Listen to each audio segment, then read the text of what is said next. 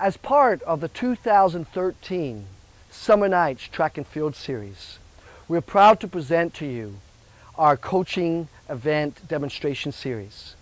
We have the likes of Olympian Steve Scott, Tonie Campbell, Wes Williams, and Tim Seaman to present special type of events and how to coach for those events or to run those events in the future.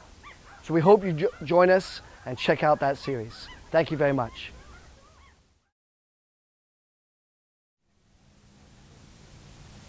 Welcome to another segment of Summer Nights Track and Field Training Sessions. My name is Tonie Campbell, three-time Olympian in the 110-meter high hurdles, but also a former American record holder and world champion. So let's find out a little about the hurdles now. Let's have some fun. Are you ready? Let's go.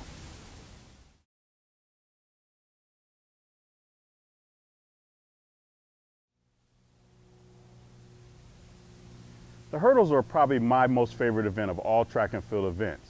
Well, in the high school level all the way up to the college level, there are several different levels of the hurdles, the height of the hurdles. In the women's hurdles, the low hurdles, the 400s, and also in the high school level, 300 hurdles, they're 30 inches tall.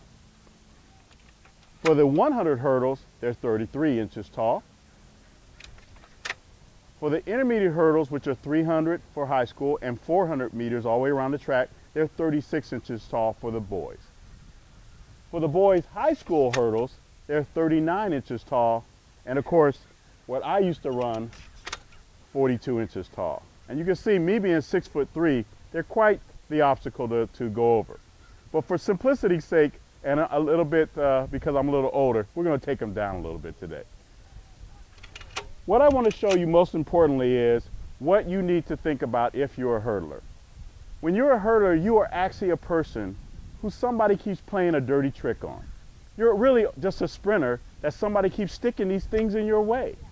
If you learn to attack the hurdles with the aggression and the speed of a sprinter, you'll be far much better. The most important thing you must understand about the hurdles is you must acquire the proper technique. In the hurdles, you have several key components: your lead leg, your trail leg, your lead leg arm, and your trail leg arm. When going over the hurdle, your lead leg must always come in with a bent knee, extending out, and then it pulls over and down. Once again, going into the hurdle, you must bend, extend, go over and through.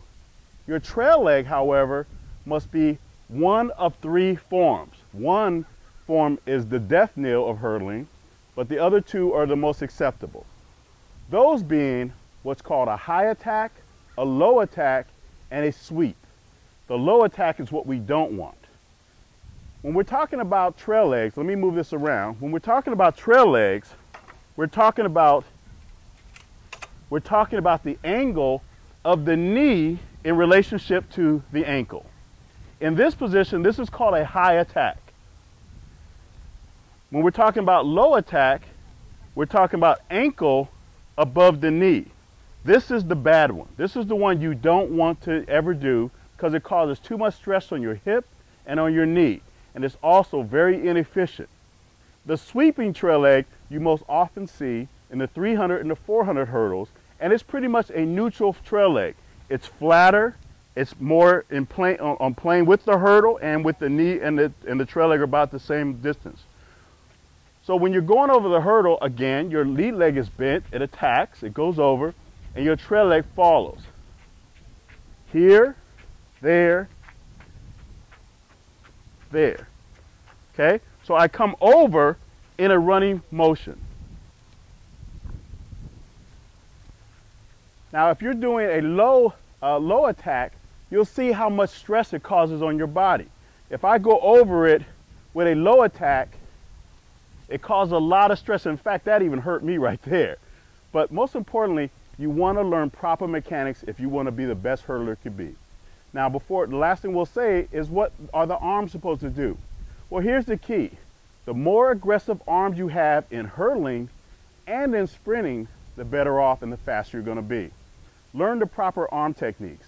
When going over the hurdles, your arms want to stick to as close to running technique as possible. By going over the hurdles, you extend out, come around, and your arm goes right back to where it was. Here's an example. If I'm going over the hurdle, I go arms here, come through, and I'm right back to running. That's what I want. One more time.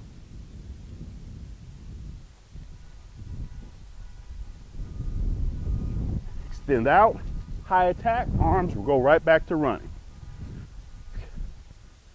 If you do all these things, learn the proper mechanics, and just start becoming a sprinter who somebody keeps playing a dirty trick on, you'll be a winner, and I'll see you in the next Olympics. Take care.